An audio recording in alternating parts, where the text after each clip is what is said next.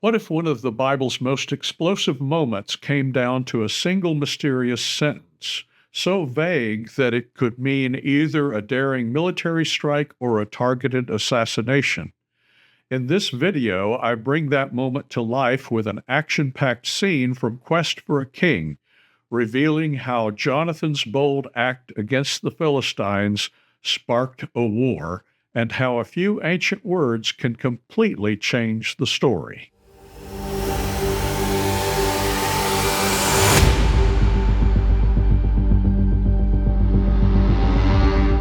In this video, I want to share a little of my process in writing my biblical historical fiction series, Age of the Kingdom, by reading an exciting action-packed story from the first novel in the series, Quest for a King. The background is that Saul had been crowned king, but the Philistines had occupied Israel for a couple of decades. They even had an army garrison in the town where Saul lived, so he wasn't really functioning as king. And that tried his son Jonathan's patience, as we shall see. I alluded to part of this story in a previous video, the Battle of Michmash, where Jonathan and his armor-bearer take on the Philistines, just the two of them, and it develops into a major victory for Israel. But there were explosive events which led up to that story, and that's what I want to read today. The short chapter that I want to read is pretty much complete fiction because the Bible only gives us the most vague idea of what happened.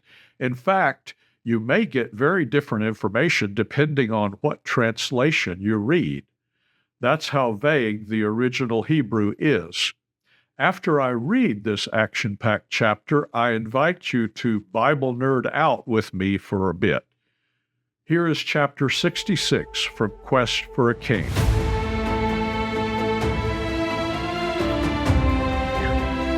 Jonathan was surprised how little things had changed. With the passing of years, he was now a young man of 25. After the rescue of Jabesh-Gilead, his father, the king, returned to farming as if nothing had happened. Meanwhile, the Philistines remained in Gibeath. "We still have work to do, son," Jonathan's grandfather Kish had once explained. "Saul gets only a small stipend from the tribes for now. We have to earn a living. It would be a shame for the royal family of Israel to be starving." Kish had laughed long and loud about that. Still, Jonathan was impatient. It did not help that the Philistine garrison in his own city of Gibeah made it almost impossible for Saul to publicly act as king. If only their professional force was assembled and trained, Jonathan lamented to himself. They could drive out the Philistines, and his father could act in his rightful office as king of all Israel. But the Philistines had made sure that no smiths could operate nearby, not even to sharpen farm tools, much less produce weapons. Jonathan scowled and swung a scythe through the ripe barley with unusual forcefulness, his frustration showing in every swing of the blade. The warm sun caused sweat to trickle from his long black hair down his back, making the rough brown tunic stick to his muscular body. His strong hands gripped the two-handled reaper tightly, his forearms taut and flexing as he moved rhythmically, swinging back and forth, back and forth. Absent-mindedly, he cursed the Philistines, little growls coming from deep in his chest with each thrust of the scythe. Suddenly, he was startled to see 4 horsemen at the edge of the field coming toward him. He squinted into the afternoon sunlit haze and was able to make out the horsehair plumes of Philistine helmets. Then he recognized the rider leading the others. It was Clematos, the governor of Gibeah and commander of the garrison. "Boy," Clematos shouted at Jonathan, "help my men here. Men, gather this grain for the garrison. We need bread." "No," exclaimed Jonathan, "you cannot take our harvest." Clematos turned toward him as if startled by his impertinence. "Is that so? Men, can we take his harvest?" The Philistine soldiers laughed and dismounted, taking goat hair sacks from their saddles, which they began filling with the grain Jonathan had spent the day cutting. Jonathan's vision clouded with fury, and he gripped the scythe until his fists turned red and white under the grime of labor. He turned and watched as the smug Clammatos gave obvious instructions to his soldiers. Finally, it was too much. With a red-hot anger which nearly blinded him, Jonathan lifted his scythe upward as he ran toward Clammatos' mount.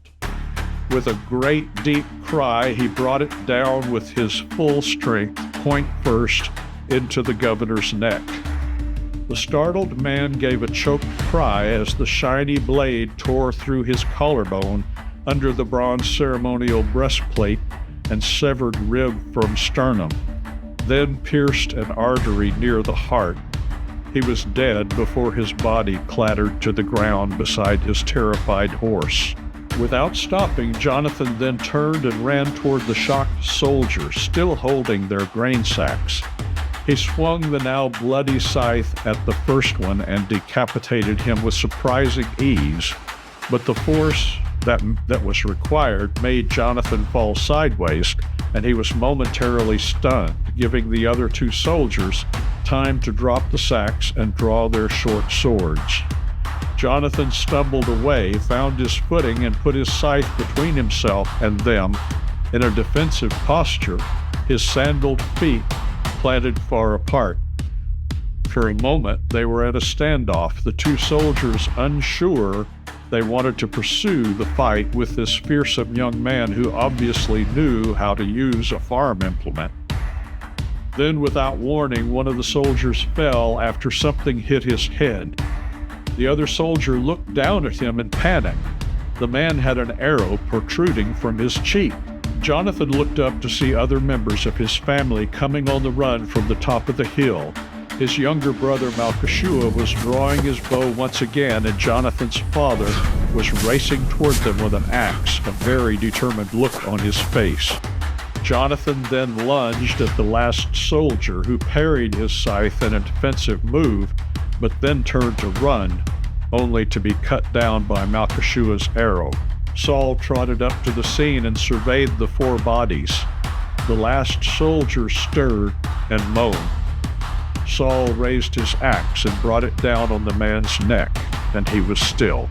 "We must sound the alarm," King Saul told his sons. "Things will be the same no longer." Jonathan sank to the ground, suddenly very tired.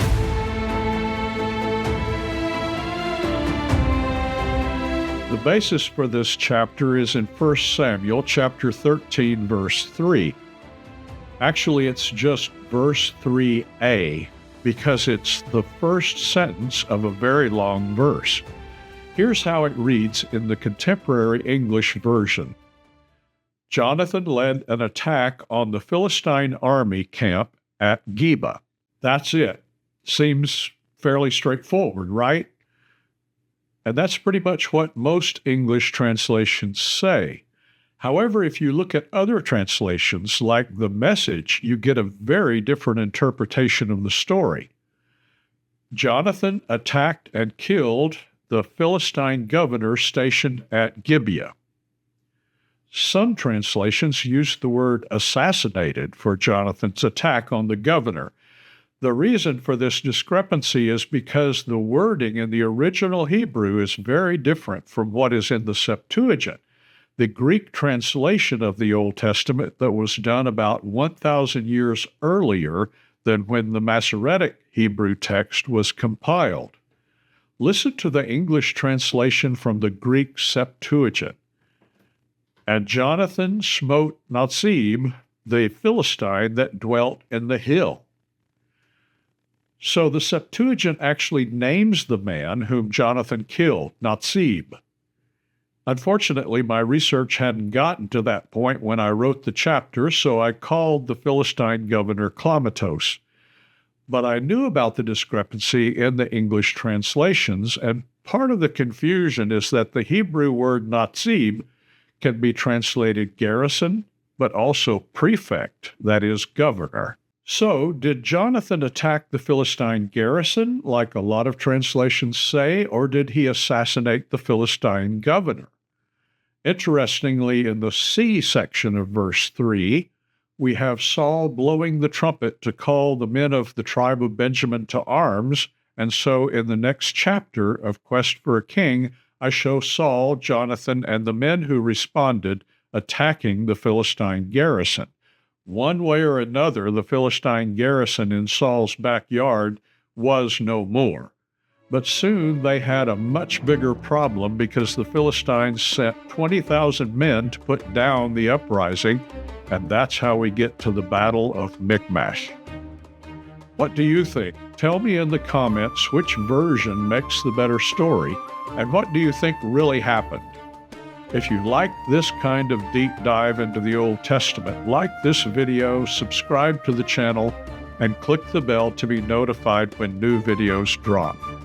Join me next time for more stories from the Age of the Kingdom.